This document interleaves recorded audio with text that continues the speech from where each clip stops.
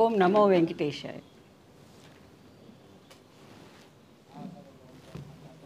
ఈరోజు రాష్ట్రంలో ఆంధ్రప్రదేశ్ రాష్ట్రం ఒక రాజధాని లేని రాష్ట్రంగా, రాజధాని అంటే మరి తలమానికమైనటువంటి ఒక శిరస్సు లాంటిది. అటువంటి రాజధానినే లేకుండా చేసినటువంటి జగన్మోహన్ రెడ్డి ప్రభుత్వానికి బుద్ధి చెప్పాలని, జగన్మోహన్ రెడ్డి గారు ప్రతిపక్షంలో ఉన్నప్పుడు 30,000 ఎకరాలు రాజధానికి అవసరము అని చెప్పి ఆమోదము తెలిపి ప్రతిపక్ష నేతగా మరి మేనిఫెస్టోలో కూడా నేను రాజధానిని మారుస్తానని చెప్పక మరి అధికారంలోకి వచ్చిన వెంటనే ఆయన 3 రాజధానులని ప్రకటించి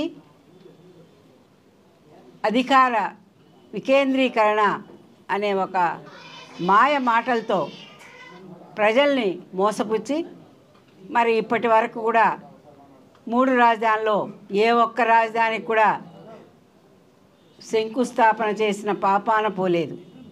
మరి ఈరోజు ప్రభుత్వం 4.5 సంవత్సరాల పరిపాలన ముగించుకున్న తర్వాత ఇప్పుడు మళ్ళీ ఇంకొక అవతారం ఎత్తాడు. 4వ రాజధాని హైదరాబాద్కి వెళ్దాం, ఇంకా 2 ఇయర్స్.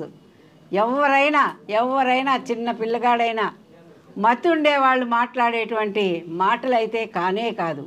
అంటే ఆయనకు తెలియకుండానే ఆయన నోటి వెంట తిరుగు ప్రయాణం చేస్తున్నాడా అనే విధంగా ఆయన మనసులో నుంచే, ఆయన బుర్రలో నుంచే మరి మాటలు వస్తున్నాయి. మనం చూసాం. ఈరోజు ఈ మన తిరుపతి నగరంలో ఎడ్యుకేషనల్ సమ్మిట్ జరిగింది. ఆ సమ్మిట్ ఆయనే పెట్టించుకొని మరి అక్కడ ఏదో మాట్లాడాలని, మైలేజ్ తెచ్చుకోవాలని పెట్టినటువంటి మీటింగ్లో ఆయనే మరి పంపిస్తే ఇంటికి పోతాను అని అనడం మరి అతనికే నమ్మకం లేకపోవడం. నేను తప్పక ఇంటికి పోతున్నాను అని ఆయనకు మనసా వాచ తెలుస్తోంది. ఆయనకు ప్రతి ఒక్కరికి 6th సెన్స్ అనేది ఉంటుంది. అది మనకు చెప్తుంది ఏం జరగబోతుంది, మంచి ఏంటి చెడ్డేంటని. దాన్ని అనుసరించే మరి ఆయన అనుకోకుండా ఆ మాటలు అన్నాడా లేదు తెలిసే అన్నాడా అనేది ప్రజలందరూ కూడా ఆ రోజునే మరి ఆలోచన చేయడం మొదలుపెట్టారు. పోతే ఈరోజు మరలా కూడా నిన్నటి రోజున నీళ్ళు కొన్ని మరి వాలంటీర్స్కి వందనం అంటే ఆయన పెట్టుకున్నటువంటి పని వాళ్ళకు ఒక వందన సమర్పణ గావించి వాళ్ళకి వీడ్కోలు పలికినటువంటి సభ నిన్నటి రోజున జరిగిందంటే, నేను ఇంక పరిపాలించబోవడం లేదు, నేను అధికారం కోల్పోతున్నాను, మీరు చేసినటువంటి సేవలకి వందన సమర్పణ ఎప్పుడు చెప్తాం మనము? ఆఖరిలో చెప్తాం.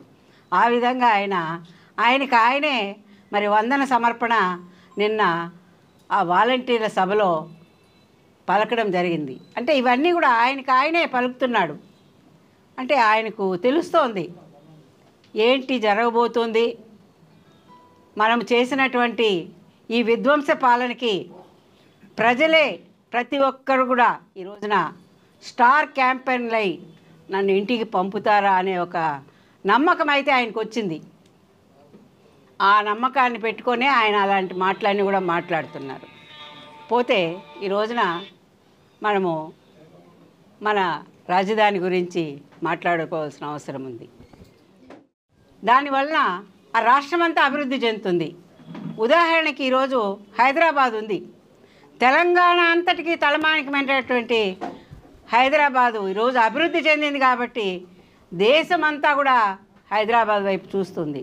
ఆ ఘనత ఎవరిది? ఆ దూరదృష్టి ఎవరిది? చంద్రబాబు నాయుడు గారిది. 20 సంవత్సరాల క్రితమే ఆలోచన చేసి కంపెనీలు తీసుకొచ్చి ఐటీ డెవలప్ చేసి రియల్ ఎస్టేట్ డెవలప్ చేసి ఈ రోజున హైదరాబాదును ఒక మహానగరంగా, ఒక విశ్వనగరంగా తీర్చిదిద్దినటువంటి ఘనత మన చంద్రబాబు నాయుడు గారికే వస్తుంది. కాబట్టి అలాంటి రాజధాని నిర్మించాలని చంద్రబాబు నాయుడు గారు ముఖ్యమంత్రిగా ఉన్నప్పుడు మరి దాదాపు ప్లాన్లంతా కూడా వేయడానికి మరి 35,000 ఎకరాల భూమిని 33,000 మంది రైతుల దగ్గర మరి ల్యాండ్ పూలింగ్లో తీసుకురావాలంటే అది ఎంత కష్టసాధ్యమైందో మీ అందరికీ తెలిసిన విషయమే. అటువంటివన్నీ కూడా సాధించి మరి శంకుస్థాపన చేసి ఒక ప్రజా భాగస్వామ్యంతో ప్రజలందరూ కూడా వాళ్ళ చేతులారా మన ఇంటికి ఏ విధంగా అయితే మనం శంకుస్థాపన చేసుకుంటామో అది రాజధాని, 5 కోట్ల ఆంధ్ర ప్రజానీకం యొక్క రాజధాని అని చెప్పి ఆ విధమైనటువంటి ఒక మంచి సంకల్పంతో రాజధానిని నిర్మించాలని దేశ ప్రధాని కూడా ఇన్వైట్ చేయడం జరిగింది. ఆ విధంగా చేసినటువంటి రాజధానిని మరి ఇతను వచ్చిన వెంటనే దాన్ని జరుగుతున్నటువంటి పనుల్ని ఎక్కడికక్కడ ఆపేసి మరి 3 రాజధానులని ప్రకటించి ఎక్కడ రాజధాని ఆంధ్రప్రదేశ్ రాష్ట్రానికే, మరి మ్యాప్లో చూస్తే ఆంధ్రప్రదేశ్ రాష్ట్రానికే మరి రాజధాని లేనటువంటి పరిస్థితి ఈరోజు ఈ ఆంధ్రప్రదేశ్ రాష్ట్రానికి ఈ జగన్మోహన్ రెడ్డి పరిపాలనలోనే మరి దేశంలో విచిత్రంగా ఉందంటే ప్రతి ఒక్కరు కూడా ఆంధ్ర ప్రజానీకం ఈరోజు బాధపడుతున్నటువంటి పరిస్థితి. అంటే ఒక రాజధాని ఉంటే రాష్ట్రం అభివృద్ధి అవుతుంది, రాష్ట్రంలోని ప్రజలు అభివృద్ధి చెందుతారు, మరి రాష్ట్రం యొక్క భవిష్యత్తు రాజధాని మీదే ఉంటుంది.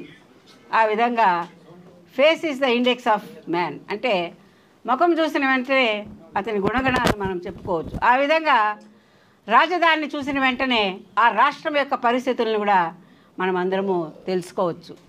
అటువంటి విధానానికి స్వస్తి పలికి రాజధానిని నాశనం చేసి విశాఖపట్నంలో రిషికొండను నాశనం చేసి అక్కడ రాజధాని అని ఈ రోజున మరి లోటస్ పాండ్కి హైదరాబాద్కి తిరుగు ప్రయాణం అంట. దాన్ని చూసి ప్రజలు ఈరోజు అందరూ కూడా ఈయన ఇంకా పరిపాలించే యోగ్యత లేదు, అతనే ఫెయిల్యూర్ అయిపోయాడని తెలుసుకున్నాడు, కాబట్టి బ్యాక్ టు పెవిలియన్ అని బ్యాక్ టు లోటస్ పాండ్ వెళ్ళే విధంగా అతని మాటలు అతని చర్యలు అన్నీ కూడా ఉన్నాయని ప్రజలు గమనించారు. మరి ఈ రోజున అటువంటి రాజధానికి భూములు ఇచ్చినటువంటి రైతులు, మరి అటువంటి రాజధాని ఆ రైతులు ఏ విధంగా వాళ్ళు ఇచ్చారు, మరి అక్కడ రాజధాని ఏర్పడుతుంటే అమరావతి ఈ 3 రాజధానులు అన్న తర్వాత ఆ రైతులకి మరి ఎనలేని బాధతో ఒక కన్న తల్లి భూమిని ఆ నీటిని వదులుకోలేక వాళ్ళు ఒక రాజధాని కోసం ఇచ్చారు. వాళ్ళకేదో డబ్బులు వస్తుందనో, భూమి అమ్ముకుంటే డబ్బులు వస్తుందనో వాళ్ళు ఇవ్వలేదు. మన ప్రాంతంలో ఒక రాజధాని వస్తే మనం అందరం కూడా రాజధానికి భూములు ఇచ్చిన త్యాగధన్యులుగా మనం మిగిలిపోతాము. అటువంటి జీవితం అవసరమే కానీ స్వార్థానికి అమ్ముకొని డబ్బులు తీసుకున్నటువంటి బ్రతుకులు మనకొద్దు అని ఆ రోజు వాళ్ళు ఎంతో త్యాగ నిరతితో రాజధాని నిర్మాణం కోసం వారు ఇచ్చినటువంటి భూముల్ని మరి అక్కడ రాజధాని లేదు అని వాళ్ళకి ఏవైతే మరి సౌకర్యాలు కల్పించారో, ఏవైతే వారికి షరతులు విధించారో వాటన్నిటిని కూడా తుంగలో తొక్కి ఆ సిఆర్డిఏనే లేదు అక్కడ. అంటే సిఆర్డిఏ అంటే క్యాపిటల్ రీజియన్ డెవలప్మెంట్ అథారిటీ అనేది సిఆర్డిఏ. ఆ సిఆర్డిఏనే లేకుండా కూడా ఈ పాలకులు వచ్చి చేసి అక్కడ వాళ్ళు ఆ రైతులకి ఏమి జరుగుతుంది, ఏమి జరగబోతుంది, ఏంటి పరిస్థితి అని ఒక అయోమయ పరిస్థితిలో ఆ రైతులంతా కూడా ఉండి మరి వాళ్ళు ఉద్యమాలు చేసి తప్పకుండా మనం ఇచ్చినటువంటి మన సంకల్పం గొప్ప సంకల్పం, మన సంకల్పం ప్రజా రాజధాని, కాబట్టి ఆ రాజధానిని నిర్మించడమే మన ధ్యేయంగా ఉండాలి. మన ప్రాణాలు పోయినా పర్వాలేదు, మన ఆస్తులు పోయినా పర్వాలేదు అని వాళ్ళు మరి ఉద్యమాలు స్టార్ట్ చేసి నిరసనలు అక్కడ వ్యక్తం చేస్తుంటే మరి ముఖ్యమంత్రిగా ఉన్నటువంటి ఆయన పరదాలు కట్టుకొని తిరుగుతాడు. ఇవంతా కూడా కళ్ళకు కట్టినట్టు ప్రజలకు తెలియపరచాలని తెలుగు 1 బ్యానర్ పైన రాజధాని ఫైల్స్ సినిమాని మరి నిర్మాత అయినటువంటి రవిబాబు గారు, అదేవిధంగా మరి తెలుగు వన్ ప్రొడక్షన్స్ కంటమనేని రవికుమార్ గారు నిర్మాతగాను, అదేవిధంగా భాను గారు డైరెక్టర్ గాను, వీరందరూ మరి వాణి విశ్వనాథ్ గారు యాక్టర్ గాను, వీళ్ళందరూ ఒక మహిళా రైతుగా అందరూ కూడా అక్కడ రాజధానిలో ఉన్నటువంటి రైతులుగా వాళ్ళందరూ కూడా యాక్షన్ చేసి మరి కళ్ళల్లో నీళ్లు తెప్పించడం జరిగింది.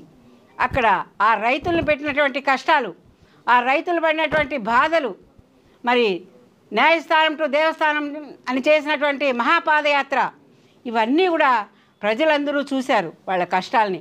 వాళ్ళు పాదయాత్ర చేస్తుంటే కూడా వాళ్ళని ఏ విధంగా మరి పోలీసులు ఏ విధంగా వాళ్ళని ఇబ్బంది పెట్టారో కూడా అరెస్టులు చేశారు.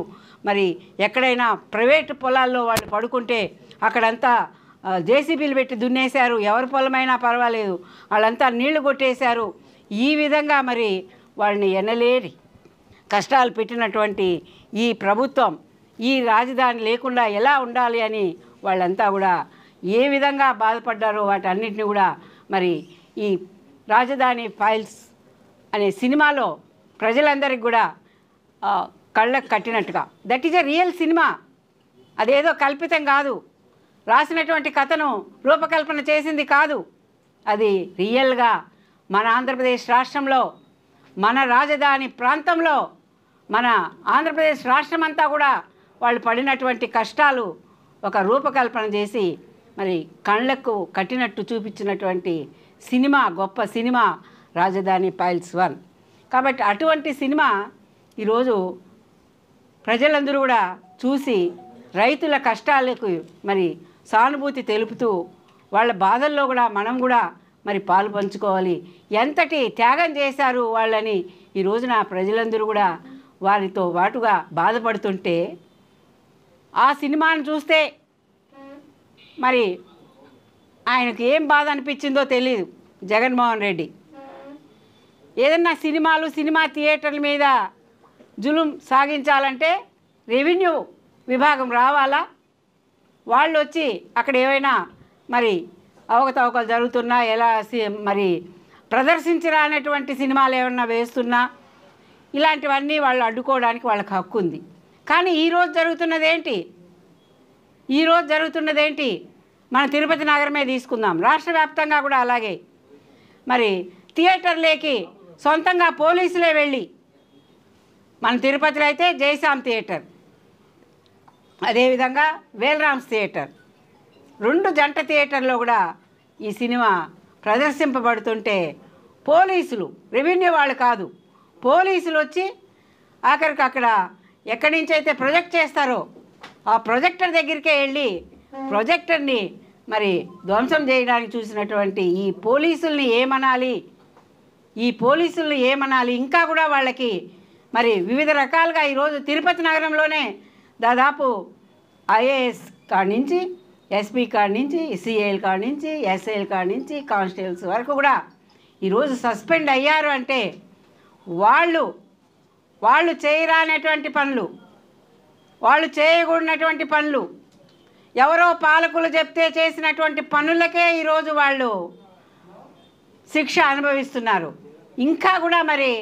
ఇంకా కూడా ఈ తిరుపతి నగరంలో అయితే ఆ పాలకులకు భయపడే ఈ పోలీసులు యాక్షన్ చేస్తున్నారంటే సిగ్గుతో తలవంచుకోవాల్సింది, పోలీస్ శాఖే ఈ రోజున సిగ్గుతో తలవంచుకోవాల్సిన పరిస్థితి ఈ తిరుపతి నగరంలో ఏర్పడింది. మీరు చూశారు, మాటకు ముందు హౌస్ అరెస్ట్ అండి, నన్ను దేనికి చేస్తారో తెలీదు, ఎస్పీని అడిగితే నవ్వుతాడు, నాకు తెలియదండి మీ ఇంటికి పోలీసులు వచ్చినారని. అంటే ఎవరు పంపించుంటారో మీరు ఊహించండి, ఎవరు పంపించుంటారు? కరుణాకర్ రెడ్డి కూడా పంపించడు, వాళ్ళ తనయుడు భూమన అభినయ్ రెడ్డి కను సైగలతో పోలీసులు వచ్చి ఇంటి ముందు వాలిపోయేవారు, కను సైగలతో. మరి ఇటువంటి అరాచకపు ఈ తిరుపతి నగరంలో చోటు చేసుకుంటుంది అంటే ఇదంతా కూడా మరి పాలకులకు ఈ అధికారులు తొత్తులై మరి పరిపాలన గావిస్తున్నారు, తిరుపతి నగర ప్రతిష్టను దిగజారుస్తున్నారు అనేది నిజం. ఈరోజు మరి ఒక రాజధాని. రాజధాని అంటే తప్పకుండా వేస్తారు అభివృద్ధి చూసి. అభివృద్ధి ఎక్కడ జరిగిందో అక్కడ వాళ్ళు వేస్తారు. జనాలు లేని చోట రోడ్లు వేశారు. సో అక్కడ జనాలే లేరు వీళ్ళకి ఓటు వేయడానికి. అభివృద్ధి చూసి వేస్తారు, తప్పకుండా వేస్తారు. దాంట్లో తప్పేం లేదు. ఎవరు కూడా ఓటు అనేది అభివృద్ధి చూసి వేస్తారు. మొన్న చంద్రబాబు నాయుడు చేసిన అభివృద్ధికి ఓట్లు వేశారా? కాబట్టి ప్రజల మనోగతం ఎలాగుంటే అలాగ ఓట్లు వేస్తారు కానీ లేదా అభివృద్ధిని చూసో లేకపోతే ఇంకేదో చూసి ఓట్లేరు. అది తెలుసుకోవాలని అభినయ్ రెడ్డి గారు ఎవరైతే అభివృద్ధి చేసి మాకు ఓట్లు వేస్తారని కళ్ళలకు అంటున్నారో వాళ్ళు తెలుసుకోవాలని కోరుతున్నాను. మంచిదే, ఎవరు ఊరు వాళ్ళ రాజధాని అయితే మంచిదే అంటారు. తిరుపతి ఏమంత తీసిపోయేటువంటి ఇది కాదు. ఈ రోజున విభజించిన రాష్ట్రం విభజించిన తర్వాత తిరుపతి నగరంలో అన్ని విధాల ఒక హెల్త్ యూనివర్సిటీస్ అయితేనేమి, హెల్త్ అదేవిధంగా ఎడ్యుకేషన్ పరంగా కానివ్వండి, ఆధ్యాత్మిక పరంగా కానివ్వండి, దేంట్లోనూ తిరుపతి నగరం అయితే తీసిపోదు. కాకపోతే అమరావతిని ఎందుకు నిర్ణయించుకున్నామంటే ఏ రాష్ట్రాభివృద్ధికైనా కూడా నీరు అనేది ఒక ఫ్యాక్టరీలు రావాలన్నా లేదు ప్రజలు జీవించాలన్నా నీరు అనేది చాలా ప్రాముఖ్యమైనటువంటి అటువంటిది. మరి కృష్ణానది తీరాన అయితే నీటికి కొరత లేదు అనే ఒక విధానంతో తీసుకురావడం జరిగింది. అదే కాకుండా మన ఆంధ్రప్రదేశ్ రాష్ట్రానికి సెంటర్ పాయింట్ విజయవాడ. అటు విజయనగరం వరకు, ఇటు కుప్పం వరకు, ఇటు చిత్తూరు వరకు వెళ్తే ఈక్వల్ డిస్టెన్స్ ఉంటుంది. కాబట్టి దాన్ని దృష్టిలో పెట్టుకొని ఎవరైనా రాజధానికి పనుల మీద వెళ్తుంటారు. మరి అటువంటిది వెళ్ళిన అతనికి సౌకర్యంగా మళ్ళీ అక్కడ స్టే చేయడమో లేదా అక్కడ రూముల్లో ఉండడమో ఇవన్నీ లేకుండా ఉదయం వెళ్ళి రాత్రికి కూడా పని చేసుకొని వచ్చేటువంటి పరిస్థితి ఉండాలనే ఒక ముఖ్యమైన ఆలోచనతో మరి ఈ రోజున విజయవాడను రాజధానిగా ఆ రోజు అందరూ కూడా మరి నిర్ణయించడం జరిగింది.